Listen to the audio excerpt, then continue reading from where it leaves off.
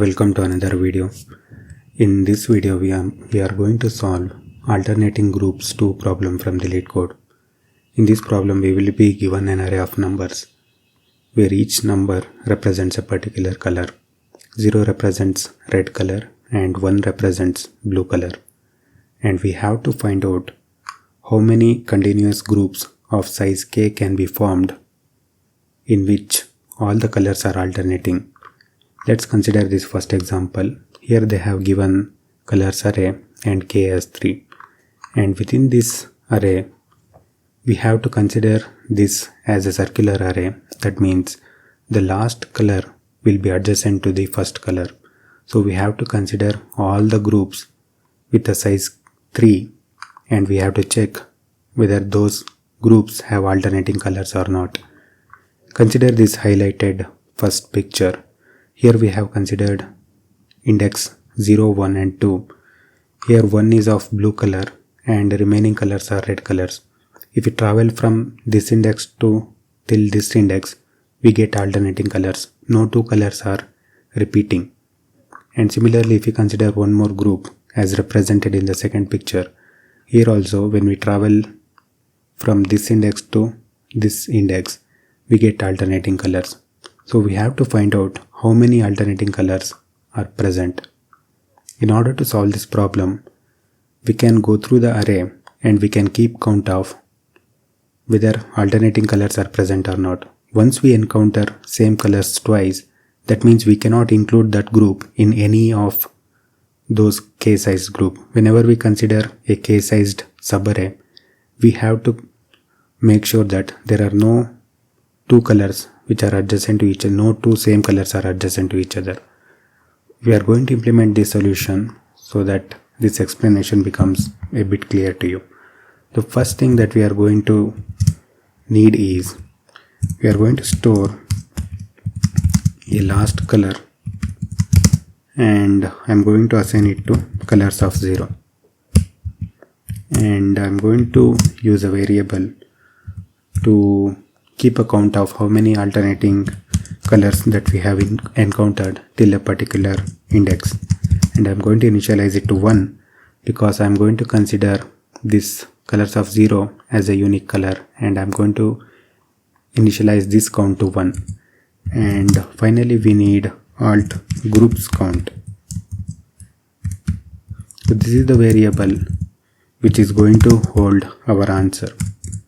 And before starting to iterate over this array, what we can do is, since we are considering it as a circular array, when we come here, if we want to, when we are let's say we are at this index and we want to consider it as a size of k, that is 3 here in this example, we have to consider this index.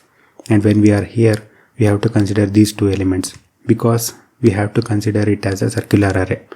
So what I'm going to do is, I'm going to append k-1 elements to the end of the array so that we can go through the array only once. So int I equals to 0, I less than k-1, I plus plus.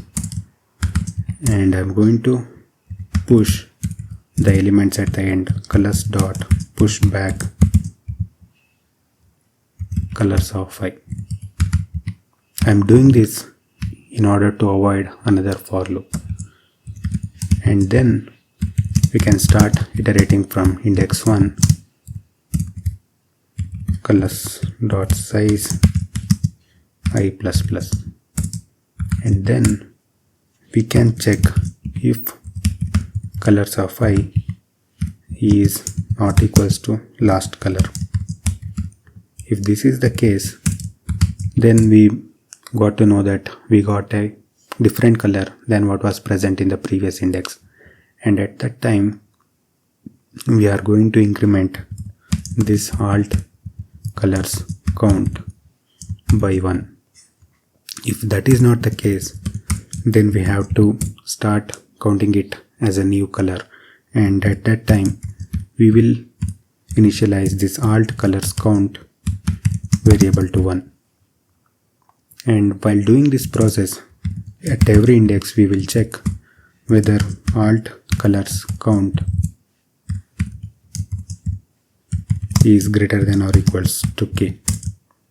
If this condition is satisfied, then whenever we are at an index, if alt colors count is greater than or equal to k, that means we can create a subarray of size k in which all the colors are alternating. There are no two colors which are of same color in that subarray. So at that time, we have to increment alt groups count by 1.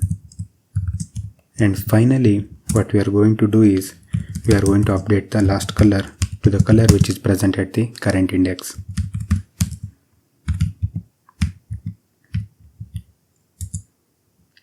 And then we are going to return our alt groups count variable. So we are going, if we want to consider the time complexity, we are just going through this array k times plus n times. So the time complexity is, I'm going to write a comment here including the time complexity is O of k plus n because of the two for loops. And what is the space complexity? For space complexity, we are not using that much memory, we are only using O of k because we are appending those elements. Let's run this solution and check whether it passes the initial test cases.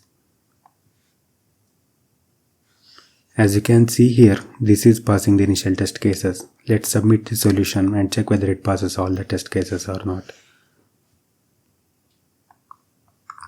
Yes, this solution is passing all the test cases. I hope you like this solution. If you are interested in learning more about other data structures and algorithm related problems, please check out other videos from my channel. Thanks for watching this video.